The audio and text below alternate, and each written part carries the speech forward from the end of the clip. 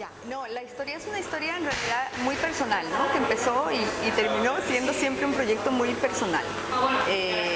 Yo desde que estudiaba cine, de algún modo sabía que mi primer largometraje sería un road movie, porque me hacía mucha ilusión poner los Andes y la costa del Ecuador en una película, convertir las montañas, los ríos, del mar en personajes de la historia, ¿no? Yo empecé a buscar financiamiento y entonces, claro, empecé a buscar financiamiento como no existía en ese momento ningún fondo de apoyo a la producción en Ecuador. Lo que yo hice fue ir a las instituciones que de algún modo podían sentirse interesadas en el proyecto, ¿no? Las prefecturas de las provincias donde filmamos, el Ministerio de Turismo, el Ministerio de Educación, y así fuimos consiguiendo como las pequeñas ayudas que juntas hicieron la base para arrancar el proyecto, y ya con el proyecto en marcha fue más fácil ir encontrando el resto del financiamiento, ¿no? Cuando ya estábamos con el proyecto a punto de filmar, entró finalmente la Sanfoña de Andalucía, que es nuestra coproductora en España, que cubrió una parte pequeña de la producción y una parte significativa de la postproducción, ¿no? Algo que estaba en la historia desde el principio, ¿no? Yo quería que fuese una historia de una ecuatoriana y una extranjera, y esa extranjera desde el primer borrador de guión era española, ¿no? Porque, bueno, si te fijas en la historia, si es que fuese una turista de otro país no funcionarían muchas cosas, ¿no?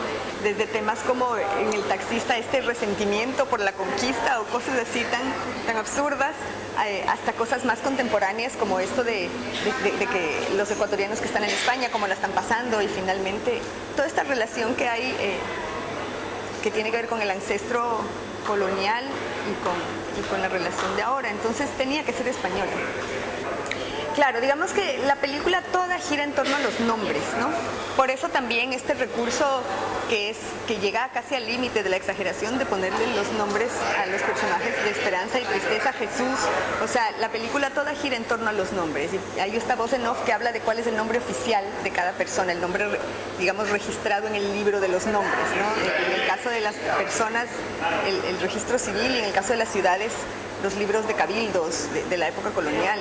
Entonces, la película para mí tiene como ese punto que es el que teje toda la historia, que es cómo nos han llamado, cómo nos llamamos nosotros, y cómo el modificar el nombre de las cosas modifica también la realidad, modifica las cosas.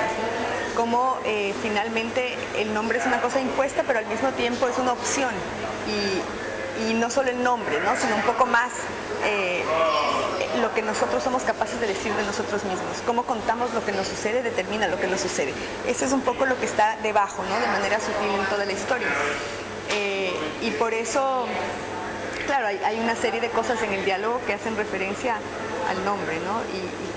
Y eso genera situaciones que a mí me gustan mucho, ¿no? Como cuando Esperanza le dice, bueno, es que yo nunca me había encontrado con una tristeza, ¿no? Y estas cosas que genera el lenguaje, el momento en que pasa de un nivel estrictamente de comunicación a referirse a sí mismo, ¿no?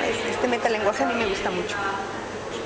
Claro, ahora en la película como tal no hay un afán de mostrar la realidad social del Ecuador, ¿no? Porque la realidad social del Ecuador es muchísimo más compleja que lo que se ve en la película. Lo que sí hay, quiero decir que, por ejemplo, en Ecuador, tanto en las ciudades como en el campo, hay estas desigualdades económicas enormes, ¿no? Y las ciudades no son necesariamente como se ven en la película. Hay zonas de las ciudades, sobre todo de Quito, por ejemplo, que son muchísimo más pobres que lo que se ve de Quito en la película.